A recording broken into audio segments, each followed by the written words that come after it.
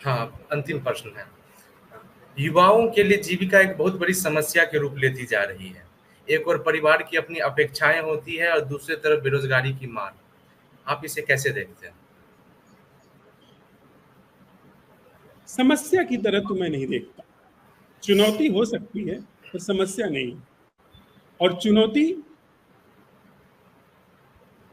समझने जैसी है कि वह वास्तव में कितनी चुनौती है। जैसे अगर आप अध्ययन करना शुरू करें तो आपके लिए बेरोजगारी जो है वो सिर्फ ब्रेड एंड बटर नहीं है।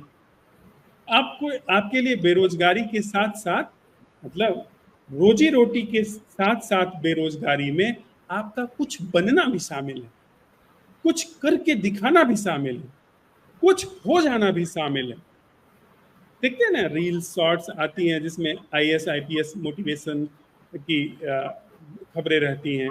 कैसे वे चलते हैं, कैसे वे गाड़ी से उतरते हैं, कैसे वे गाड़ी में बैठते हैं, कैसे एक रुतबेदार आदमी को लोग बड़ी फटी आंखों से निहारते हैं, देखते हैं।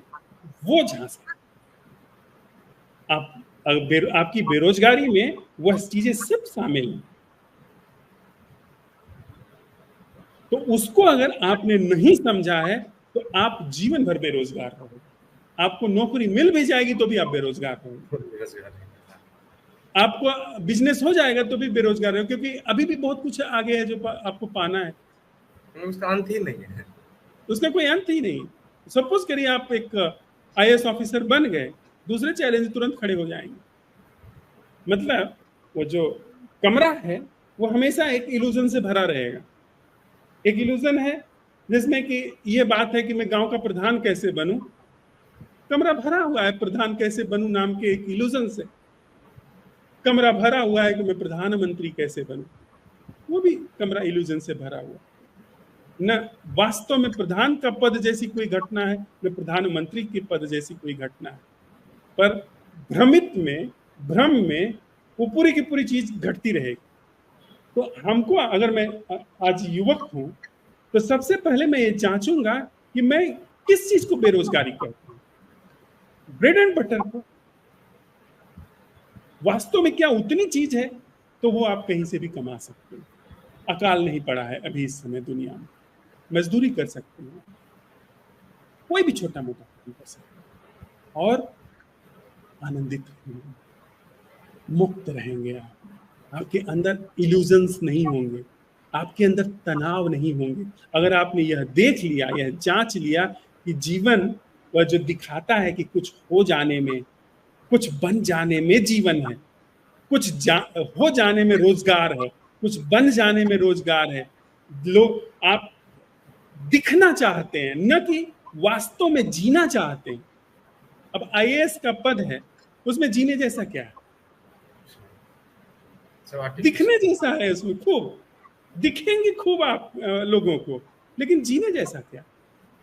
शायद आपको आने जाने के लिए एक गाड़ी मिल जाए, हो सकता है आपको खाना कोई बना करके दे दे।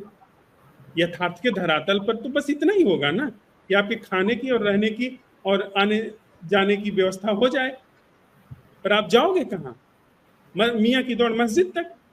अपने बंगले से निकलोगे, आप अपने दफ्तर में जाकर के बैठ जाओगे और करोगे क्या?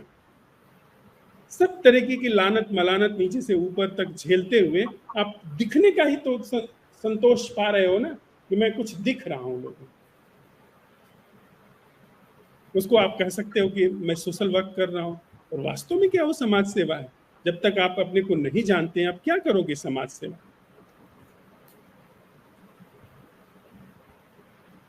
तो दिखने के बजाय वास्तव में जीना अगर कुछ आप चाहते हैं, दिखने के धोखे में दुनिया का जो तथाकथित बेरोजगार होना है, 99% दुनिया के सामने दिखने का बेरोजगार होना है।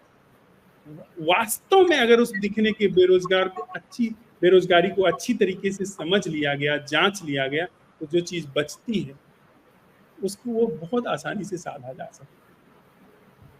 कहने वाले लोग कहते हैं कि पेड़ की जरूरत उसकी हिलने डुलने के बिना वहीं की वहीं पूरी हो जाती है। जीव जंतुओं की जरूरत पूरी हो जाती है और हमसे आपसे ज्यादा स्वस्थ रहते हैं। हमारी आपकी जरूरत नहीं पूरी होगी।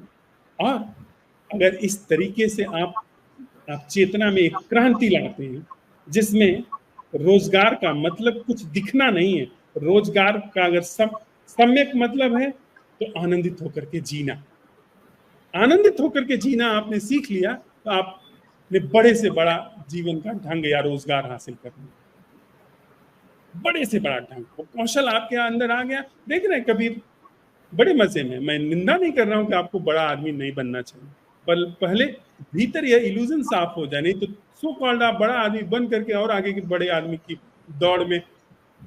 अभी बक्सर के डीएम ने आत्महत्या कर ली थी, आदमी ही है, वहां आदमी ही जाकर के बैठ जाता, दिखने के चक्कर में पूरा का पूरा जीवन नष्ट हो जाता।